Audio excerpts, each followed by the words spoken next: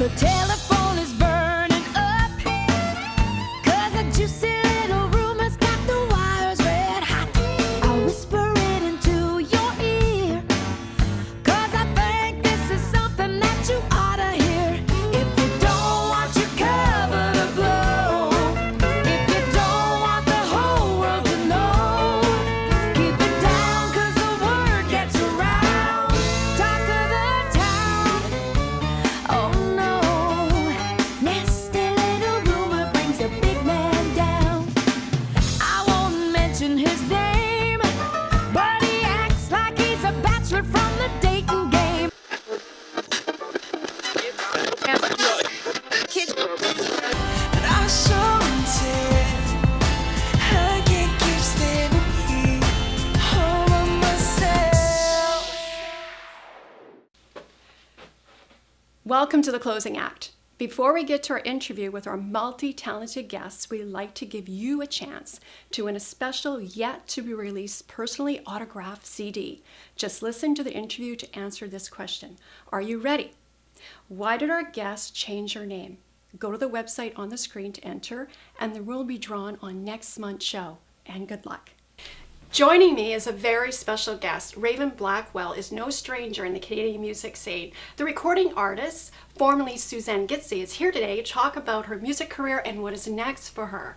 Welcome to the show. Thanks, Christine. It's So nice to hap- be here. So nice for you to be here. And I wanted to ask you, how did your passion for music begin? Oh, it started so young, like so young. I was, I think the first time, what my parents used to say is that when they used to go to Mass, Catholic Mass, right, on Sundays, and I was a little baby, like a little baby, that when the choir would start singing, I would start singing. Like I would just, yeah. Mom said it was really cute because you'd close your eyes and just, yeah. And then the music would stop and then your eyes would open. Oh, and then you sit. So it started very young. And then the very first thing that I remember, the next thing I remember is my grandmother being at my grandmother's place, and she played me an Elvis record. And it was Crying in the Chapel. I remember the album. Like I just remember it so clearly. And I was stuck. It moved me so much. And I remember being, 3 or 4 and crying. Like just crying because it moved me so much, and it was crying, and you had the beautiful hymns on there, and then you had some of that, the kind of gospel, like swing that cherry, stop and let me ride. It was like that beautiful, and I went, and she gave me the album. And then from then on, my mom and dad and my brother, they always bought me albums. Like I wanted more and more music. So. And you were born to sing. I loved singing. I used to, when nobody was home or if I was in the room by myself, my parents bought me one of those little record players with a 45. I'd take my hairbrush and go in my bedroom and I'd look at myself in the mirror and sing and just, look at how I'm supposed to hold my mic because of watching them on TV or watching Elvis on TV, and just how am I supposed to hold the mic, And I had my best times were in my bedroom with my little record player and singing. With a hairbrush. With my hairbrush. So when was your first taste of the music scene? When did you begin? I think, the first thing I had to do was, it was in grade 5 or grade 6, I believe, and Miss Valerie Clark. She was my music teacher in Winnipeg, in school, and she goes, okay, we're gonna have a gong show. She goes, we're gonna have a talent show. And I thought, a talent show, what am I gonna do? Everybody else played an instrument. I didn't play an instrument. I didn't know what I was gonna do. And I went home and I said to my mom and dad, what am I gonna do? I don't know what to do. I have to do something and I have to have it by next week. So, actually, and it was a Statler Brothers record, and I remember the very first song I sang in public to everybody in school. Wow. And it was it was called There's a Man in Here, and my brother was a drummer. He was in bands in Winnipeg and stuff. So I asked him, can I borrow your tambourine? He goes, sure. So I got this little album, I got my little tambourine, and it was my time in school. I was there, she's going along, okay, and then she goes, Suzanne, it's your time to sing, or your time. She goes, what are you going to do? I said, I'm going to sing. And also at the time, I had a really bad stuttering problem. I was terrified to speak, like terrified to speak in school, and because they made fun of me a lot. So I get up there, and she goes, what are you going to do? I said, I'm going to sing. And so she goes, do you want me to give you a note on the piano? And I said, no. And I had my little tambourine, and it went, there's a man in here who turns water to wine, and he walks on the water and gives sight to the blind, and he gives back life to the ones that's dead, and fed 4,000 with 7 loads of bread. And I had my little tambourine, and I sang the whole thing. And I remember my music teacher she's looking at me and looking at me. And then it went through the whole school, and then every classroom I went, the teacher made me get up and sing. And we thought, well, we hear you sing. And they went, would you like to perform for the class? So I had to perform for everybody in every class I went to. And then I got the musical. I got to perform in the school musical. And then from that, it was church. I sang in church, in the choirs in church. And then the first time that I sang a solo in church was on Good Friday. And it was a huge cathedral in St. Mary's Cathedral, Winnipeg, and I was singing, and I got up, and I was so nervous, and I was singing, and then the next thing I hear is, it was my grandfather blowing his nose, and he was crying and crying and crying, and I looked down, and I could see it was this, and he was crying so hard, and then it made me cry. See, you moved people. And you were in your element. I love singing. I just go somewhere else.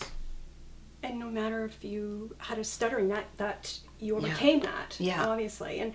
But when was the first major break for you? I think when I moved here, we moved went from Winnipeg to Vancouver here, and I was so sad because we moved here. It was just before my 15th birthday, and I didn't, I was just devastated, right?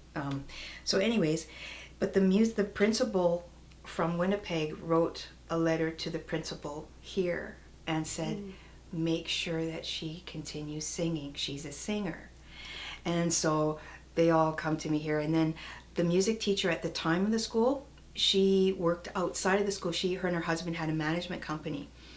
So they hired me. They put me together with another girl. Her name was Jenny Emery. And we did our first pub gig together. So I was 15, and it was at the King's Head pub in Kitsilano. And that was my first gig. And then we were busy all the time. I did shows for CBC, where Bob Buckley was the musical director. I was just working, and then at 16 years old, I was doing big nightclubs, and I opened up for Barbara McNair and Jimmy Rogers, who wrote She Had Kisses Sweeter Than Wine and Honeycomb, and Danny Gans. I mean, I was really busy up until I was 17, 18, and then I wanted to take a break. And then you took that break. I took a little bit of a break because I wanted to figure out if I still want to keep singing, or I needed a break because I was singing in nightclubs 5-6 nights a week, and I was tired. I was tired a little bit, and so I just wanted to take a little bit of a break. But then you came back. I did. I did. Yeah, and where do you get your inspiration to write? I'm not a huge writer. Like, I haven't written, like, most of the songs like you hear from my albums, like from my first album, Fallen Angel, then Dressed in Black, and then the others. Most of the songs were written for me, but I did co-write some, and how can I say this? I guess I have to be inspired. I think the most I ever wrote was actually with Miles Black, that I was working on an album that never got released. about maybe 8 years ago or something, and I don't know where the inspiration comes from. Like sometimes it's there, and then sometimes I could sit down and say, okay, I'm going to write a song today, and nothing will come. Like nothing. I can't get anything. Yeah, so, Raven, when you took that break, when did you know that you knew, okay, this is what I want? Because you did take a break, as you were saying, but when did you know? I did. Well, I sang in bands. I was always the youngest in the bands that I was in. 15. And I always had great musicians that I worked with, always. And one of the gentlemen that really influenced me was Jack Lavin from the Wayland Demons. And he was the founding member of the Powder Blues Band. So Jack took me underneath his wing when I think I was 18, maybe not even 19 yet. And he put me to work. He said, you are gonna sing. He goes, and I'm gonna help you. And it was great. I learned a lot from him, a lot about the blues and different feels of music and just different. And he schooled me as well. He said, never get up on stage. If somebody's going to ask you to get up on stage, you better know what key you sing it in, and you better know the feel and the tempo you want. He goes, the worst thing you could ever do is get up on stage. Somebody invites you up on stage to sing, and he said, well, what do you want to sing? I don't know. Well, what key do you do it? What song do you want to do? Oh, I want to do, say, for instance, When a Man Loves a Woman. What key do you do it in? I don't know. He goes, that's the worst thing you could do. He goes, and I always knew what key I did songs in and what feel I wanted. I'm a big feel girl. I love drums. I love feel, and it's got to feel right. Right. And Raven, what do you like most about performing? I love. It's funny to say, but sometimes I don't remember. As a performer, sometimes when you go into what I call my spirit place, and you just go to this place and you feel the energy of your audience, and then that energy goes back to the audience, and it's just, sometimes I don't remember. It's just, and I love it. I just know it, but sometimes those are some of my favorite moments, is when I don't remember too much, because then I know I went to that place. So it's a very special place. Do you like performing in front of a wide, a large audience, or an intimate audience? Both. Sometimes singing for an intimate, like really intimate, is more nerve-wracking. I get more nervous, but I always I've been performing a long time, and I still get nervous. I still get the butterflies, and where I was just like, oh, I think I have to pee. They went, but you just peed. I went, but I think I have to pee again. And it's that, because I'm so nervous, right? But when the biggest audience I ever performed for was at Q Beach in Toronto, and my song "The Runaround" had been out for a little while. And I did a radio interview that morning where I had to sing at on the morning show. And when I got to the park, to the festival to sing, and I just look out there, and there was 80,000 people. 80,000. And I turned back around. And the gentleman from the radio station, his name escapes me right now, but he just looked at me and he goes, there's only 30 people out there. Only 30. I went, okay, 30. He goes, you ready? I went, yeah.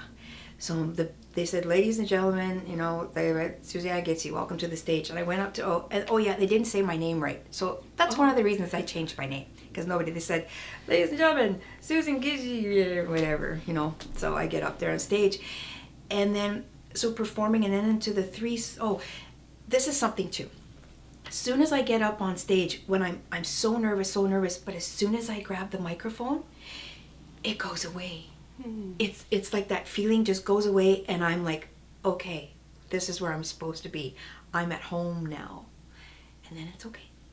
And then I guess it was like halfway through the set, an hour set, I sang the runaround and the band starts playing the intro, and all of a sudden everybody just starts cheering.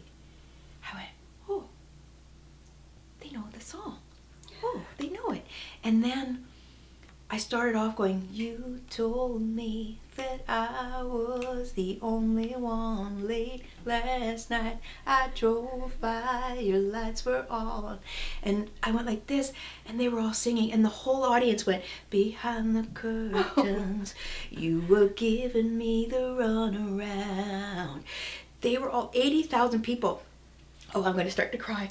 But that feeling of 80,000 people singing your song, and I got tears in my eyes, and I was just, it took me a while to get my breath, to get my composure to finish singing, to come back in with the song, because that was one of the most powerful moments that I can remember. Like, that just floored me. You have that ability to connect with the audience.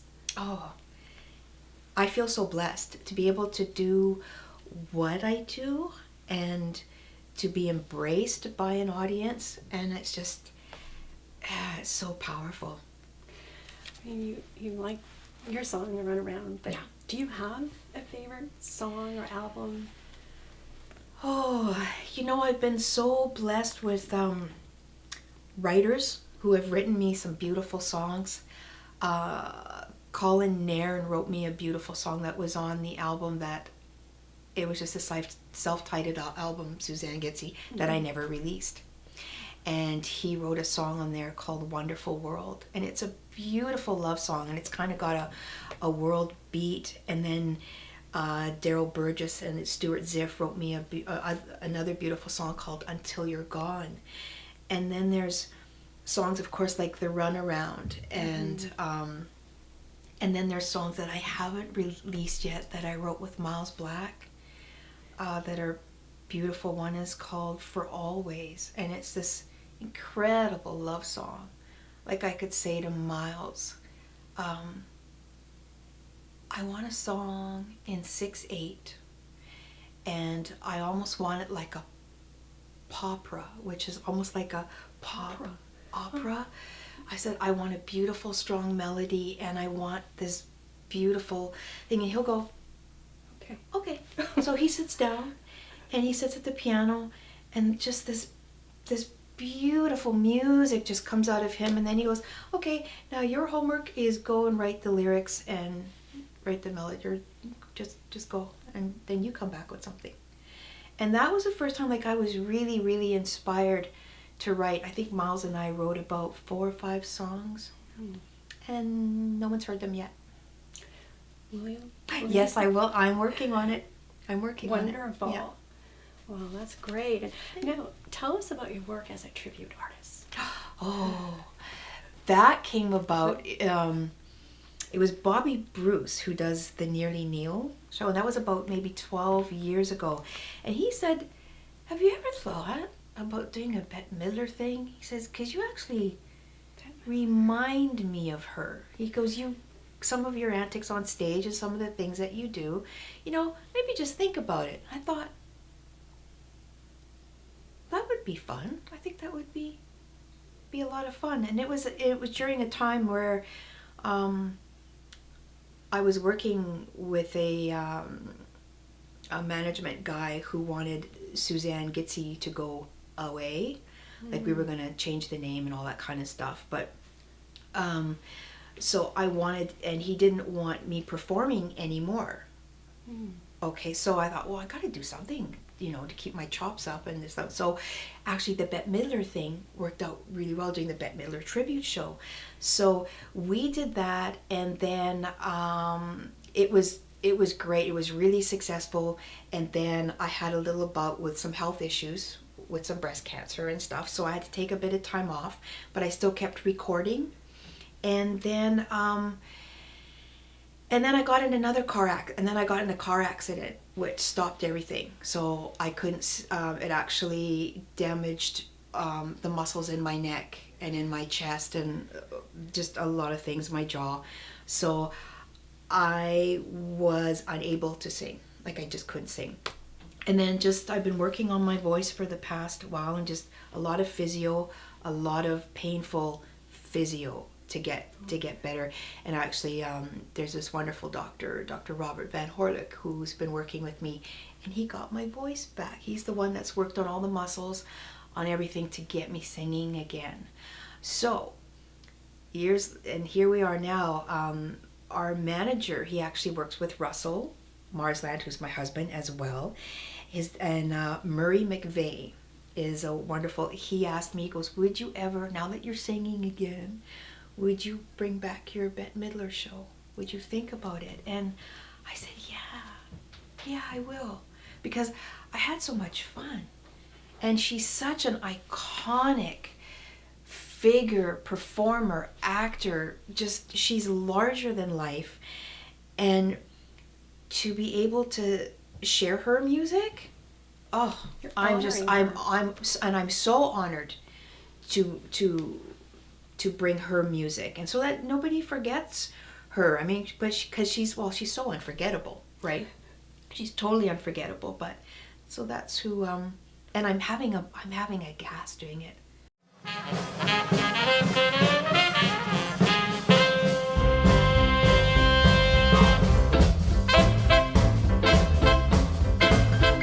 He was a famous trumpet man from out Chicago way. He had a boogie style that no one else could play. He was a top man at his craft, but then his number came up and he was gone with the draft. He's in the army now, he blew a reveille. He's the boogie woogie bugle boy, company please.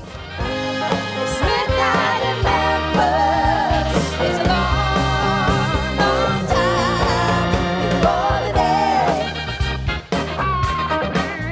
Before the day.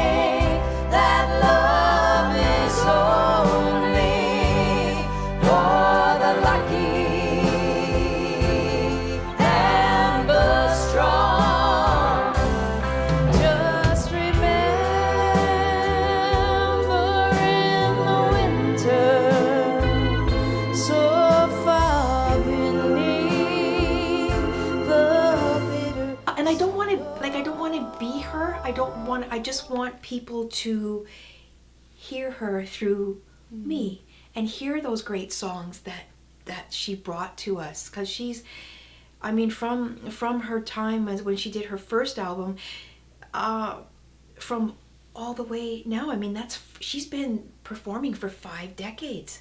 She's had an album out every decade for the past 5 decades. Like, wow, that's all, you know. I mean, she's amazing. So I'm very honored to be able to You're play. amazing. Oh, thank you. Do you have a favorite Bette Midler song? Oh my gosh, there's so many. Of course, there's Wind Beneath My Wings, when she does Stay With Me, which is a gut wrencher, and Miss Otis Regrets, her version of Boogie Woogie Bugle Boy. There's a song called Midnight in Memphis. Oh, there's so many. You know, she's had so many great hits. So we try and do all the hits. So that, so when everybody, because it's nice, because then when you do her songs and people go, oh, I remember that song. I remember that was way back in Before the Rose, or that was after the Rose. Like, people always think there's the pre the Rose, then there's After the Rose, then there's the Beaches era, and then which is Wind Beneath My Wings. Yes. And so it's just a lot of fun. And then her last album is from 2 years ago. It's all about the girls. So it's all she brought out songs from the girl groups. So Be My Baby and Chapel of Love and all these great songs, you know. Do you tell us about the costumes and the wigs that you wear? Oh, the wigs. You know what? I was so sure that I was never gonna sing. Well, a lot of the doctors and stuff told me I'd never sing again, right? So I had all these beautiful wigs made. I had $8,000 worth of hair. I gave them all away. I gave everything away, and you know, to people that really, really needed them. So, so they went away. So I had to buy some new wigs. And this last wig, I was waiting and waiting and waiting for it to come in. It came in 2 days before the show, before my big show, and it was being videotaped and everything filmed. And I thought, oh my gosh! So it comes, and it was the right color, but they didn't have it in the short one, so the wig was down past my butt. And so Russell, here we are, I got all this hair, and it was so heavy. I was like, it was so heavy. It was like, oh. And so Russell, I said, Russell, I need you to help me. We have to cut this wig. And he goes, okay. So the wig was so thick, I had to do 2 ponytails. So I had one here and one here.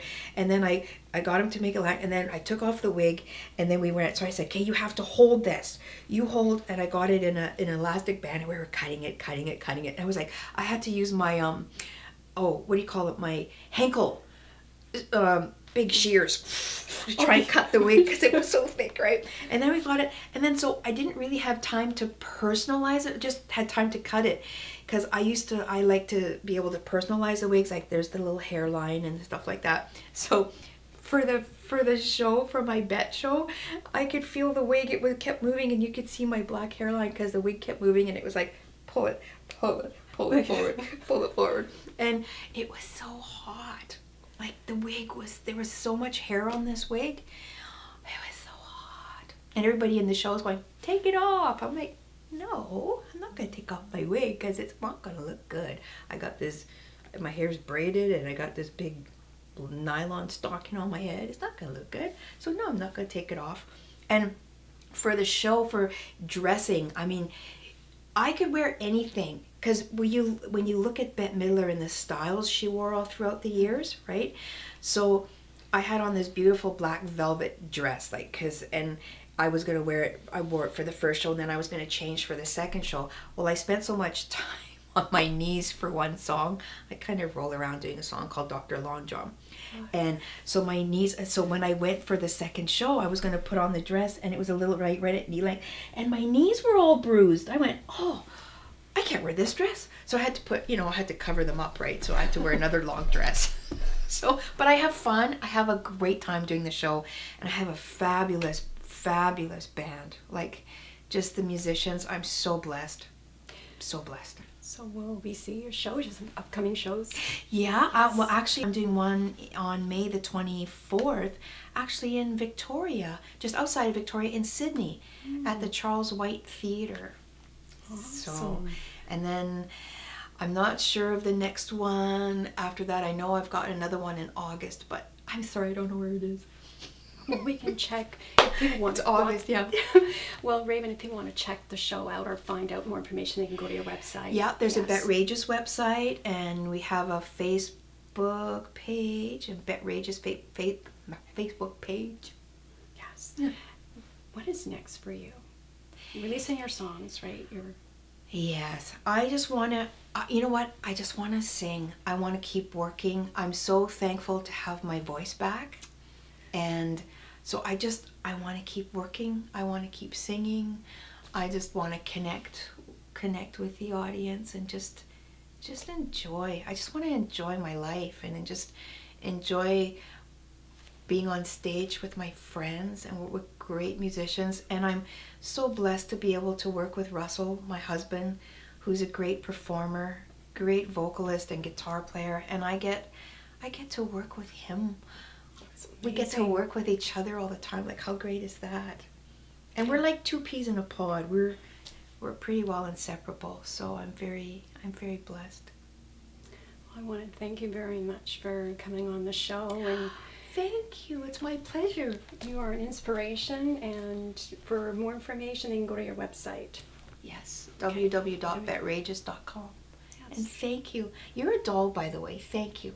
Oh, you're a doll.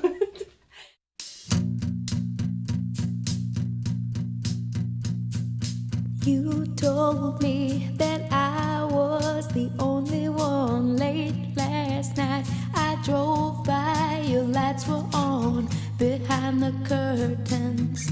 You were giving me the runaround. Telephone call comes early in the morning. Voices. Joining me is a very special guest. Very special. Raven Blackwell is no stranger in the Canadian music scene. The recording artist, formerly Suzanne Getzy, is here today to talk about her music and what's next for her. Hi, Raven.